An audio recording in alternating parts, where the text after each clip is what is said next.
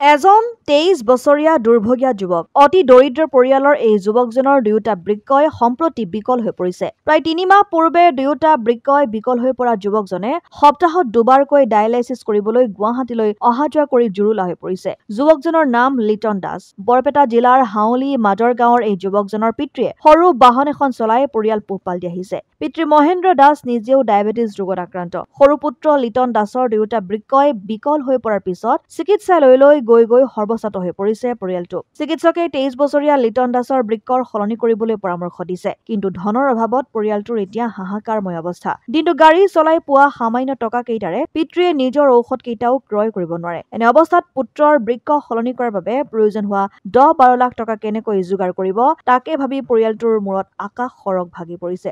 মুখ্যমন্ত্ৰী হিমন্ত বিশ্ব শৰ্মাৰ লগতে সহৃদয়বান ৰাইজৰ পৰা আৰ্থিক সহায় বিচাৰিছে দুৰ্ভগীয়া পৰিয়ালটো আৰু যুৱকজনে। হৃদয়বান লোকে আৰ্থিকভাৱে সহায় কৰিব বিচাৰিলে বেংক অৱ বৰোদাৰ বৰপেটা ৰোড শাখাত লিটন দাসৰ নামত থকা একাউণ্ট নম্বৰ 59120100006596 নম্বৰত আৰু IFSC কোড BARBOBARR08 আৰ্থিক অনুদান আগবঢ়াব পাৰিব। এতিয়া চিকিৎসা কৰাটো আপোনাৰ এখন গাড়ী চলে সপ্তাহত একদিন এটা ভাড়া মাৰোঁ মই। গতিকে এখানতো চিকিৎসা কৰাৰ কোনো ৰাস্তাই নাই। যিকেইটা পইচা আছিল সেইবিলাকতো পইচা আপোনাৰ শেষ হৈ গ'ল। ফেলৰত চিকিৎসা কৰিলোঁ, GMCত চিকিৎসা কৰি আছোঁ আপোনাৰ গোটেইকেইটা পইচা নোহোৱাই হ'ল। এতিয়া সপ্তাহত 2 দিন ডায়েলাইচিছ কৰিব লাগে আপোনাৰ। ডায়েলাইচিছ কৰিলে নহ'ব আপোনাৰ পইচা লাগে। পইচাটো এই চুপাৰত 1000 ডেইলি কৰি সপ্তাহত 2 দিন অহা-যোৱা কৰি আপোনাৰ এথান সেইবিলাকতো আৰু এথান লাহে লাহে নোহোৱা হৈ গৈছে। এথান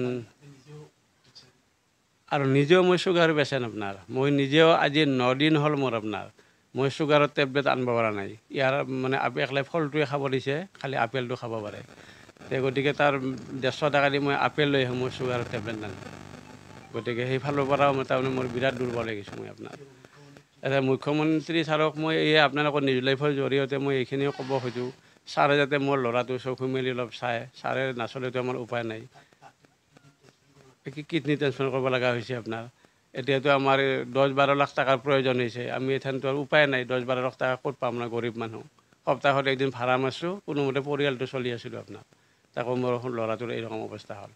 এতিয়া মুখ্যমন্ত্ৰী ছাৰক মই কাটৰ মই ভৰিত ধৰি মই জনাইছোঁ, ছাৰে যাতে এইখিনি মোৰ ল'ৰাটোক চকু মেলি চায় আৰু আপোনাৰ। আৰু অসমবাসী ৰাইজকো মই কাটন আহ্বান কৰিছোঁ যাতে ৰাইজে মোৰ ল'ৰাটোক দেখি চাই, চেঙৰাৰ ল'ৰাটো 23 বছৰ বয়স ল'ৰাটোৰ মোৰ, সেই তাত ল'ৰাটোক দেখি চাই যাতে ৰাইজে মোৰ 5 টকা 10 টকা যোনে যি পাৰে অসমবাসী ৰাইজে মই ভৰিত ধৰি মই আহ্বান কৰিছোঁ ৰাইজে যাতে মোক সহায় কৰে। অসম আদিত্য, বৰপেটা।